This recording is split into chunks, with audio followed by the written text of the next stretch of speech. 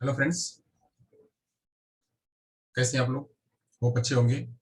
आज मैं आपके सामने एक नया वीडियो लेके आया हूँ, नया टॉपिक लेके आया हूँ। Prerequisites of language development. भाषा सीखने के लिए, भाषा का विकास करने के लिए क्या क्या उसकी पूर्व आवश्यकताएं क्या होती है, इसके बारे में मैं आपके बीच एक नया टॉपिक लेके आया हूँ। तो आइए जानते हैं, थोड़ा सा ओवरव्यू जानते हैं।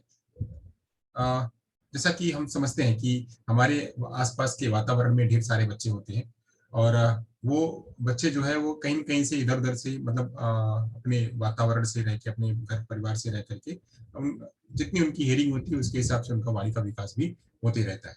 तो ऐसे बच्चे जिनके पास पर्याप्त मात्रा में भाषा होती है, जिनके पास पर्याप्त मात्रा में स्पीच होती है, तो उन्हें हम टिपिकल चिल्ड्रेन कहते हैं। टिपिकल चिल्ड्रेन या नॉर्मल चिल्ड्रेन कहते हैं। और ऐसे बच्चे जिनको थोड़ी बहुत समस्या होती है, जो सुन नहीं पाते हैं, जो माइल्ड होते हैं या सीवियर होते हैं, और जिनको हियरिंग की प्रॉब्लम होती है, वह मशीन लगाते हैं बावजूद उसके भी नहीं सुन पाते हैं। तो ऐसे बच्चे जो है उनका भाषा विकास पीछे रह जाता है। तो ऐसे बच्चों का भाषा विकास करने के लिए या सामान्य बच्चों का भाषा विकास करने के लिए, भाषा विकास करने की जो एक अवस्था होती है वो होती है जो क्रिटिकल पीरियड होता है। वो क्रिटिकल पीरियड पहले तो 0 से 5 ईयर्स का था, बट अब वो और घट करके हो गया है 0 to 3 ईयर। तो 0 to 3 ईयर में बच्चों का भाषा विकास हो कैसे, तो उसके लिए क्या जानना जरूरी है।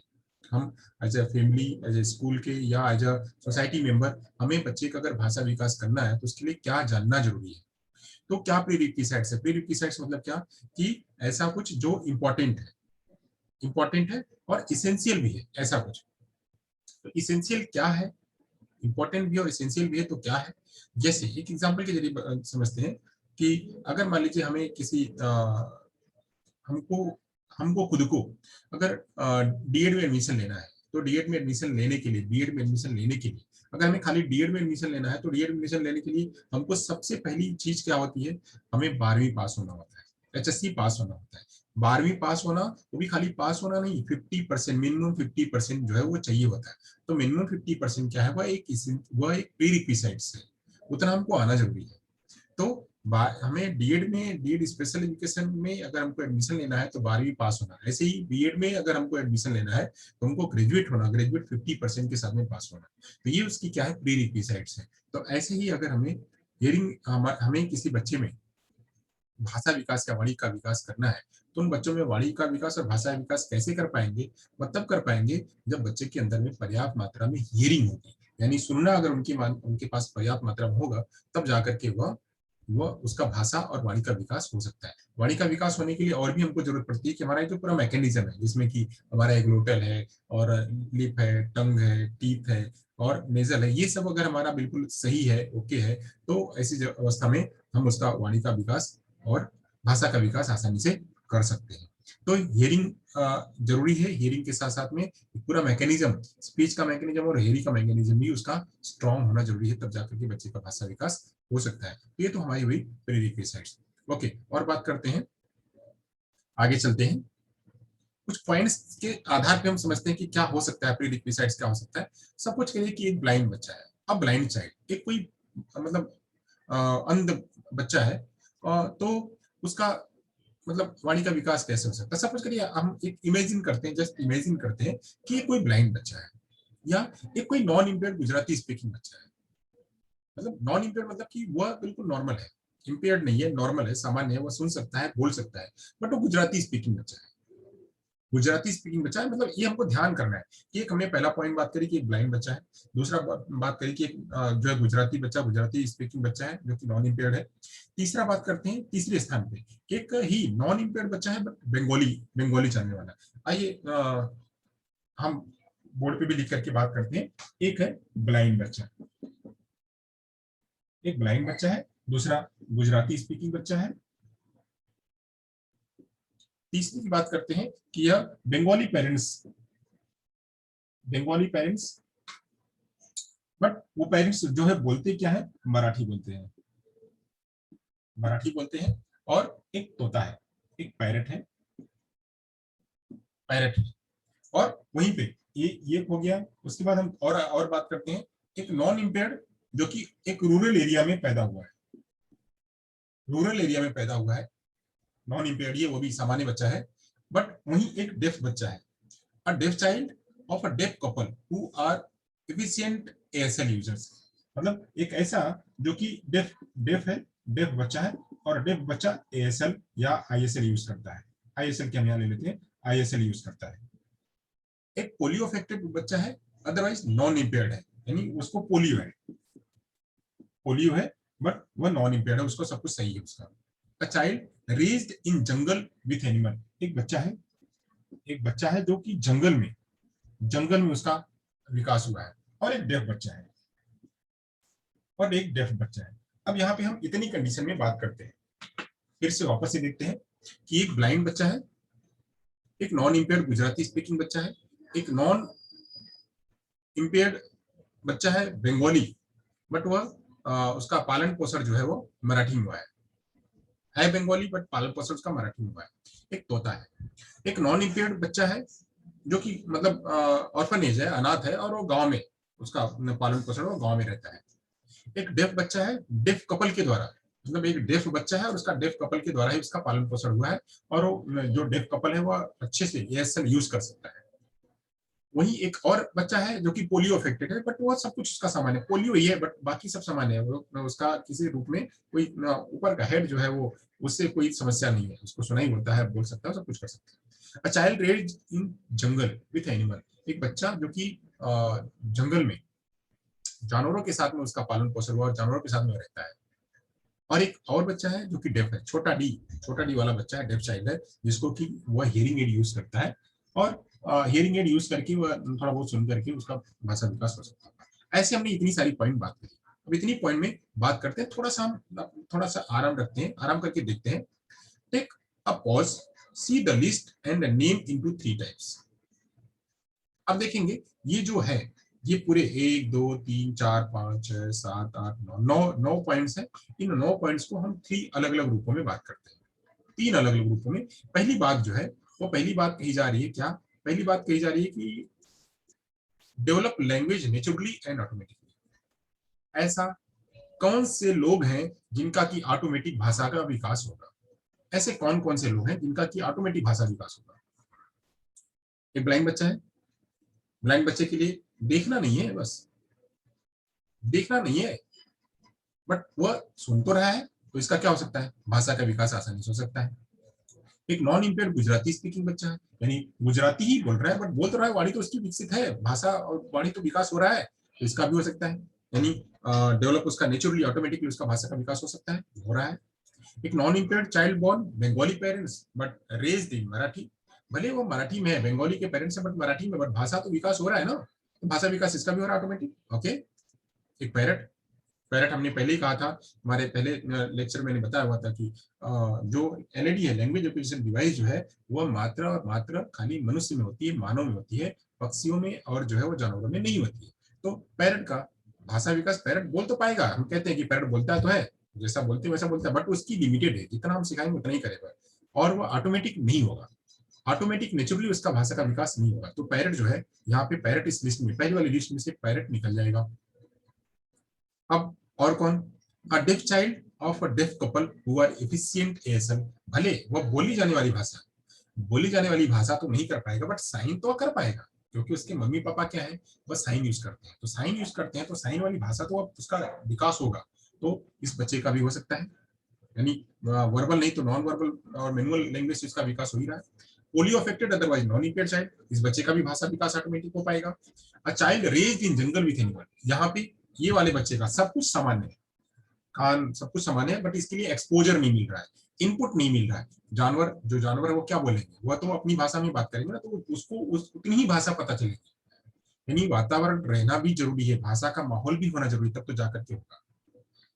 यानी ये जो चाइल्ड रेज्ड इन जंगल है, इस बच्चे का भी भाषा विकास ऑटोमेटिकली नहीं होगा। वहीं जो डेफ चाइल्ड है, डेफ चाइल्ड है, इसका भाषा का विकास तो होगा बट इसको थोड़ी प्रॉब्लम रहेगी, तो हम ये पहली वाली लिस्ट में इसको भी नहीं रखेंगे। तो पहली वाली लिस्ट में कौन कौन आया? डेवलप, ऐसे लोग जिनका की नेचुरली भाषा का विकास होता है, ऑटोमेटिक भाषा का विकास हो सकता है, वो कौन है? तो डेफ कह सकते हैं, जो ब्लाइंड है उसको कह सकते हैं, जो नॉन इम्पेयर्ड गुजराती स्पीकिंग है उसको कह सकते हैं, उसका ऑटोमेटिक भाषा विकास हो सकता है, वो बंगाली पेरेंट्स का बट वो मराठी फैमिली में है तो उसका भाषा का विकास हो सकता है। एक डेफ, डेफ कपल जो एएसएल अमेरिकन साइन लैंग्वेज या इंडियन साइन लैंग्वेज जो प्रयोग करते हैं, तो इसका भी भाषा विकास हो सकता है। एक पोलियो अफेक्टेड है, उसका भी भाषा विकास आसानी से हो सकता है। ये तो हुई पहली कैटेगरी। अब बात करते हैं दूसरी कैटेगरी की। दूसरी कैटेगरी में कौन आ सकता है, कलर थोड़ा चेंज कर लेते हैं। दूसरी कैटेगरी में कौन आएगा, तो डज नॉट डेवलप लैंग्वेज, बच्चे का भाषा विकास हो ही नहीं सकता है। मतलब ऐसा इसका भाषा विकास नहीं हो सकता। तो भाषा विकास किसका नहीं हो सकता है, तो पहले हम ले लेते हैं पैरट। पैरट का भाषा विकास नहीं हो सकता है। पैरट के पास होगा और थोड़ी सी जितना हम सिखाएंगे उतना ही होगा, उसके ऊपर नहीं होगा। तो पैरट का नहीं हो सकता है। और क्या, ये जो है deaf, a child raised in jungle, एक ऐसा बच्चा जो कि जंगल में उसका जानवरों के साथ में उसका पालन पोषण हो रहा बढ़ रहा है, तो इसका इन दोनों का भाषा विकास नहीं हो सकता है। क्यों नहीं हो सकता है, क्योंकि सब कुछ होने के बाद भी इन सबों को उतना एक्सपोजर नहीं मिल रहा है। भाषा खाली कह देना कि आओ पानी पियो, इतना ही से नहीं होगा। भाषा मतलब फ्लुएंट, फ्लुएंट बोलना, वो नेटिव स्पीकर हो, जितना भी उसके अंदर में हो वो खूब फ्लुएंटली बोले। तो ऐसे भाषा जो है, इन दोनों के पास भाषा का विकास नहीं हो सकता है। पैरट के पास और चाइल्ड जो जंगल में हो रहा है उसके पास भाषा का विकास नहीं हो सकता। ओके, अब बात करते हैं कि ऐसा जिसको प्रॉब्लम है। प्रॉब्लम किसको हो सकती है जो प्रॉब्लम विद लैंग्वेज डेवलपमेंट, ऐसे बच्चा जिसके को भाषा का विकास करने के लिए प्रॉब्लम हो रही है। तो प्रॉब्लम किसको है, एक डेफ बच्चा। एक डेफ बच्चा जो कि माइल्ड है, मॉडरेट है या सीवियर है, तो वह हियरिंग एड लगाता है। हियरिंग एड लगाने के बाद भी उसको उतना सुनाई नहीं होता, तो उसका स्पीच और लैंग्वेज का डेवलप उतना नहीं होगा, प्रॉब्लम होगी उसको। प्रॉब्लम क्यों होगी, क्योंकि उसका सुनने में प्रॉब्लम है। तो ये डेफ बच्चे को प्रॉब्लम हो सकती है। होप यहाँ तक आप लोगों ने समझा होगा कि एक ब्लाइंड बच्चे को जो हम ऑटोमेटिक भाषा का विकास कर सकते हैं, जिनका कि हम इनको इसे ही कैटेगरी में ला सकते हैं कि जिनका कि पूरा हियरिंग इनपुट बराबर हो, जो हियरिंग है वो बिल्कुल बराबर हो, साथ साथ में उसको माहौल मिले। माहौल मिलेगा तो उस बच्चे का भाषा विकास आसानी से हो पाएगा। अगर ये सब बराबर है भी, अगर माहौल नहीं मिल रहा है तभी भी उसका भाषा विकास नहीं होगा। जैसे कि एक बच्चा जो जंगल में पैदा हो रहा है उसका भाषा विकास नहीं हो रहा था, वहीं एक हियरिंग तो है, माहौल भी मिल रहा है, बट हियरिंग जो है वो प्रॉब्लम में है। माहौल मिल रहा है उसको, सब कुछ माहौल है, डेफ चाइल्ड है उसको माहौल मिलेगा, सब कुछ मिलेगा, बट वहां पे उसका हियरिंग उसकी समस्या है। तो जब समस्या होगी तो ऑटोमेटिक उसकी भाषा में भी समस्या होगी। तो ऐसे हम इन तीन कैटेगरी में आपको बात करके मैंने समझाया। तो अब इन्हीं के आधार पे हम सोचेंगे कि क्या हो सकता है, प्री रिक्विसाइट्स क्या हो सकती है। तो प्री रिक्विसाइट्स हम इतनी में अगर बात करें, अगर इतनी बातों को समझे तो प्री रिक्विसाइट्स क्या हो सकती है। तो सबसे पहले प्री रिक्विसाइट्स क्या हो सकती है कि पहले रिक्विसाइट्स हो सकती है। आइए हम जो है बोर्ड पे चलते हैं, बोर्ड पे चलते हैं। तो बोर्ड पे बात करते हैं तो प्री रिक्विसाइट्स पहली क्या हो सकती है, तो पहली हो सकती है कि सबसे पहले हियरिंग। क्या हो सकता है, हियरिंग। हियरिंग होना सबसे जरूरी है, बच्चे के लिए हियरिंग होना सबसे जरूरी है। दूसरा क्या हो सकता है, दूसरा हो सकता है कि बच्चे के लिए एक्सपोजर, एक्सपोजर होना जरूरी है, एक्सपोजर होना जरूरी है। और क्या हो सकता है, और उसको बच्चे को एक्सपीरियंस, लैंग्वेज का इनपुट और एक्सपीरियंस, इनपुट और एक्सपीरियंस बच्चे को ज्यादा जरूरी है। इतनी बातें हम समझ पा रहे हैं इन पूरे से कि भाषा अगर विकास करना है बच्चे का, किसी बच्चे में भाषा विकास करना है तो सबसे पहले तो बच्चे का हियरिंग होना जरूरी है। सबसे पहली जरूरत है कि बच्चे का हियरिंग डेवलप हो। दूसरा क्या, बच्चे को ज्यादा एक्सपोजर दिया जाए, भाषा का एक्सपोजर दिया जाए, शब्दों का एक्सपोजर दिया जाए, तब जाकर के वो भाषा के साथ में जोड़ पाएगा। वातावरण दिया जाए, और क्या इसी में एक चीज और जोड़ सकते हैं, एनवायरमेंट।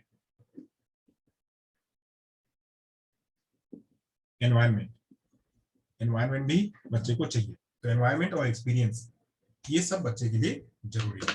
ओके, तो इतना हमने जाना। आइए आगे की बात करते हैं। ये बच्चे के लिए जरूरी है। आगे की बात करते हैं, आगे में चलते हैं क्या क्या प्रीरिक्विजिट्स है मुद्दे के हिसाब से बात करते हैं। ओके,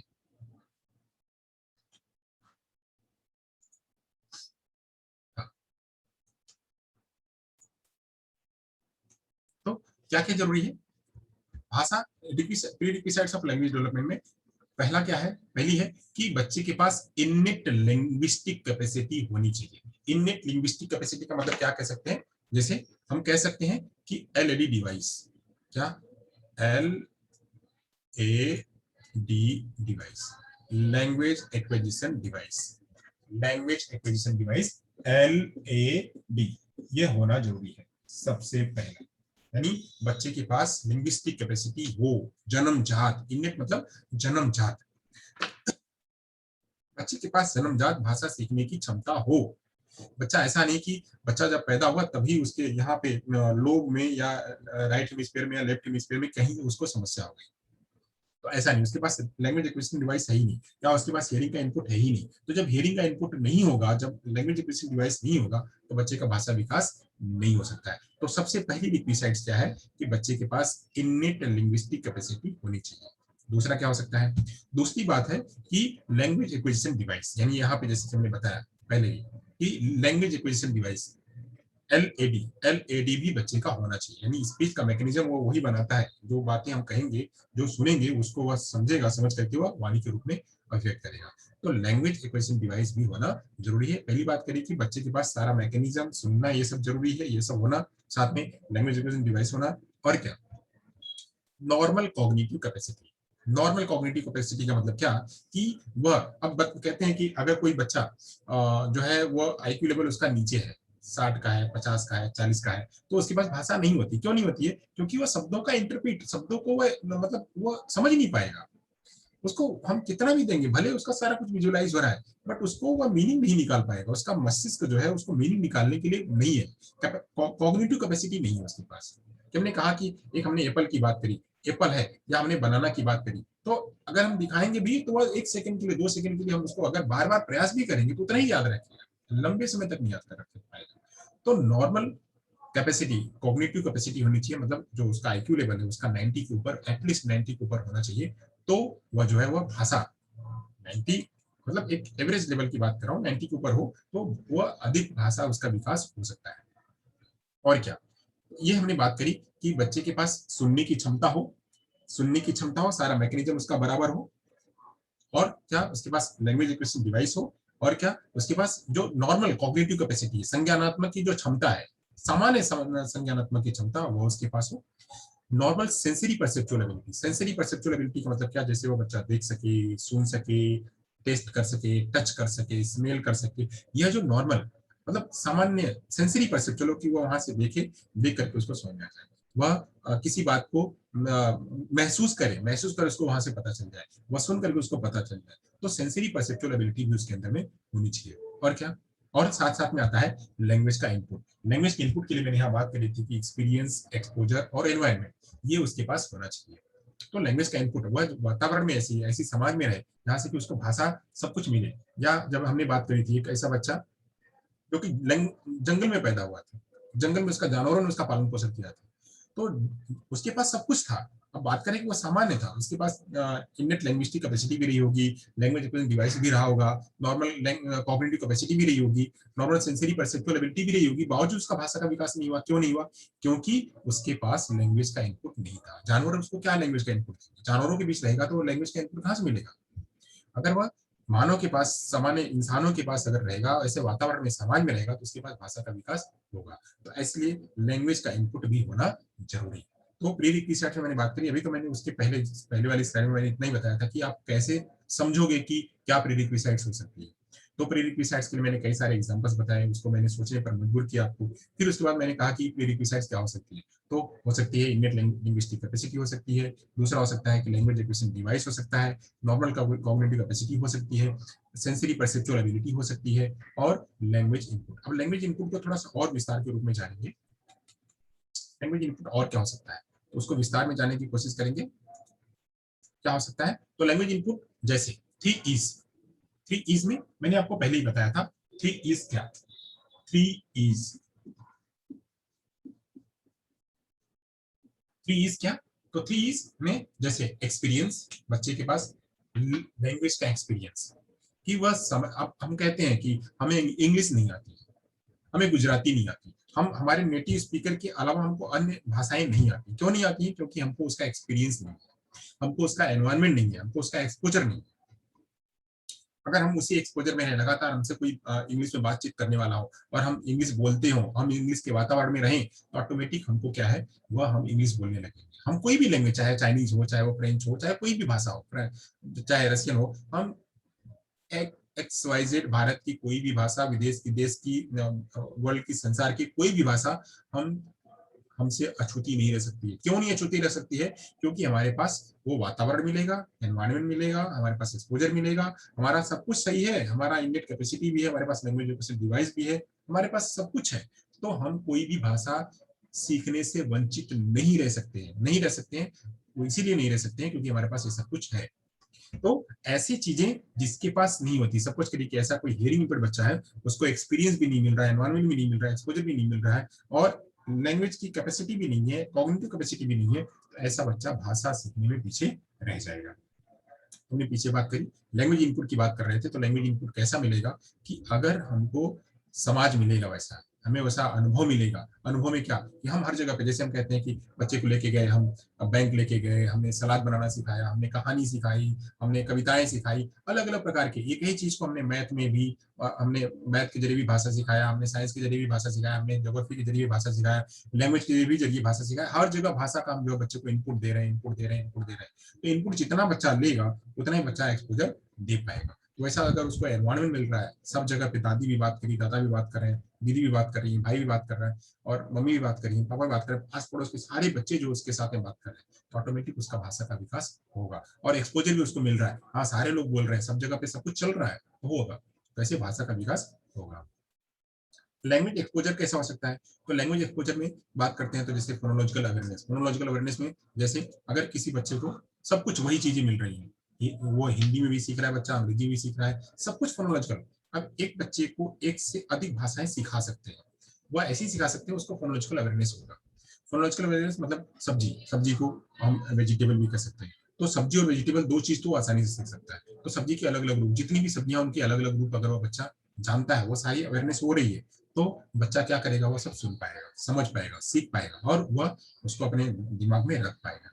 ऐसे लेटर्स, जो भी लेटर्स है, चाहे ए बी सी, जो जितने भी लेटर्स हैं, अक्षर जितने हैं, वो वोकैबुलरी, शब्दकोश, उसका कॉन्सेप्ट, कॉन्सेप्ट और उसका प्रैग्मेटिक्स की वातावरण में उसको कैसे प्रयोग करना है, और उसका नैरेटिव स्किल्स, उसका एक्सप्लेनेशन का कौशल, अगर ये सब है, बच्चा वो कर पा रहा है, बच्चे को वह ध्वनियां भी पता चल रही हैं, वह लेटर भी पता चल रहा है, वह शब्द भी पता चल रहा है, वो कॉन्सेप्ट भी पता चल रहा है, वो उसका प्रैग्मेटिक्स भी पता चल रहा है, उसका एक्सप्लेनेशन भी कर पा रहा है, तो ऑटोमेटिक बच्चा सब कुछ एक्सप्रेस कर पाएगा और उसका भाषा का विकास होगा। लैंग्वेज का स्टिमुलेशन, लैंग्वेज का स्टिमुलेशन, वह लैंग्वेज को अपने आसपास के वातावरण से ग्रहण भी कर पा रहा है और वहां से वह उसको अभिव्यक्ति भी कर पा रहा है। तो ऐसी अवस्था में बच्चा का भाषा का विकास आसानी से होगा। Language experience creation of need to use language, बच्चे के पास अगर भाषा का अनुभव है, जैसे हमने कहा कि आप आज आप करके आपको स्टेज पे बोलना है, तो स्टेज पे आप कैसे बोल पाएंगे? स्टेज पे अगर आपने कभी बोला हुआ है, अगर आपने गायन अभी कभी करा हुआ, आपने कहानी कभी कोई कही हुई है, तो आप आसानी से उसको कह पाएंगे। तो भाषा का अनुभव, अगर बच्चे ने मम्मी पापा के साथ में बातचीत करी हुई है, बात सब कुछ करा हुआ है, जो जहाँ कंफर्ट जोन है, बच्चे ने अगर कंफर्ट जोन में बात करी हुई है, तो अनकंफर्ट जोन में भी बच्चा आसानी से बात कर सकता है। तो ऐसे ही बच्चे को कंफर्ट जोन में रह करके उसको एक्सपीरियंस करवाना। फीडबैक एंड रीइंफोर्समेंट, अगर किसी ने कहा, बच्चे कहीं कहीं जैसे हम बात करें तो ऐसे कुछ राज्य हैं जहाँ पे कि शब्दों को अलग अलग तरीके से, एक ही शब्द को अलग तरीके से बोला जाता है। सब कुछ करिए कि स्टेशन है, स्टेशन को कहीं कहीं सटेशन बोला जाता है, या कहीं बड़ा भाई, बड़ा भाई, तो बड़ा को बड़ा भाई कहते हैं, बड़ा भाई, बड़ा भाई, तो बड़ा, बड़ा को बड़ा। तो ऐसे शब्दों पर अगर वहां पे हम वही फोर्स करें, वहीं पे फोर्स करें, बड़ा, बड़ा नहीं बड़ा, बड़ा, स्टेशन नहीं, सटेशन नहीं, स्टेशन। तो ऐसे शब्दों पर अगर हम पॉज करें, वहां पे बच्चे को लगातार फीडबैक दें कि ये नहीं, इस तरह से बोलना है, और उसको हम रीइंफोर्स भी करें, हाँ अब आपने सही बोला, तो वहां पे जो उसकी एरर्स हैं, जो उसके सब्स्टिट्यूशन, ओमिशन और डिस्टॉर्शन एडिशन का जो एरर्स है, स्पीच का जो एरर है, वो स्पीच की एरर को हम कम कर सकते हैं और उसको हम ज्यादा से ज्यादा बढ़ा सकते हैं। यही नहीं खाली हम उसके एरर को कम करना, उसको और भी जहां जहां वह और अपना अच्छा कर रहा है, तो वहां पे हम उसको प्रमोट कर सकते हैं कि और आप अच्छा कर सकते हो। Self monitoring and external monitoring, बच्चा खुद से, अपनी खुद से भी मॉनिटरिंग कर रहा है, साथ साथ में कोई दूसरे लोग भी उसकी मॉनिटरिंग कर रहे हैं। गुड, अच्छे, एकदम बिल्कुल ट्रैक पे है, इसकी राइटिंग स्किल भी है अच्छी है, इसका ओरल स्किल भी अच्छा है, इसका सारा कुछ स्किल अच्छा है, बहुत अच्छा कर पा रहा है, ये हिंदी में भी अच्छा है, इंग्लिश में भी अच्छा है, मराठी में भी अच्छा है, ये सारे सब्जेक्ट में अच्छा है। तो अच्छा कर रहा है या अच्छा कर रही है, तो इसको और प्रमोट करना चाहिए। यानी बाहर से भी मम्मी पापा के जरिए, उसके पेरेंट्स के जरिए, उसके टीचर्स के जरिए, उसके फ्रेंड्स के जरिए, उसके कलीग्स के जरिए, उसके पीएस के जरिए, सभी के जरिए उसको जो है एक्सटर्नल मॉनिटरिंग होने की, साथ साथ में अपना खुद से भी मॉनिटरिंग कर पा रहा है। तो इतनी सारी बातें लैंग्वेज इनपुट के लिए ज़रूरी है। तो लैंग्वेज इनपुट के लिए वापस से बात कर लेते हैं कि एक्सपोज़र होना ज़रूरी है, 3 ईज़ होना ज़रूरी है। 3 ईज़ में क्या एक्सपीरियंस, एनवायरनमेंट और एक्सपोज़र। लैंग्वेज का एक्सपोज़र जैसे phonological awareness, letter, vocabulary, conceptual, pragmatics, narrative skills, ये सब होना ज़रूरी है। बच्चे को खुद से वो स्टिमुलेशन होना चाहिए, लैंग्वेज का स्टिमुलेशन होना चाहिए कि वह सारी बातों को ग्रहण कर सके, वातावरण से लेकर के, और उसको वह एक्सप्रेस भी कर सके। लैंग्वेज का एक्सपीरियंस होना चाहिए बच्चे को कि आसपास के वातावरण में भाषा को वह कैसे प्रयोग करेगा, और उसके लिए एक कंफर्ट जोन होना चाहिए। फीडबैक और रीइंफोर्समेंट उसको मिलना चाहिए लगातार, कहाँ जहाँ गलती हो रही है, जहाँ बहुत अच्छा कर रहा है तो अच्छा कर रहा है उसको प्रमोट करें, जहाँ गलतियां कर रहा है उसको सुधारवाने के लिए कोई मदद करने वाला हो।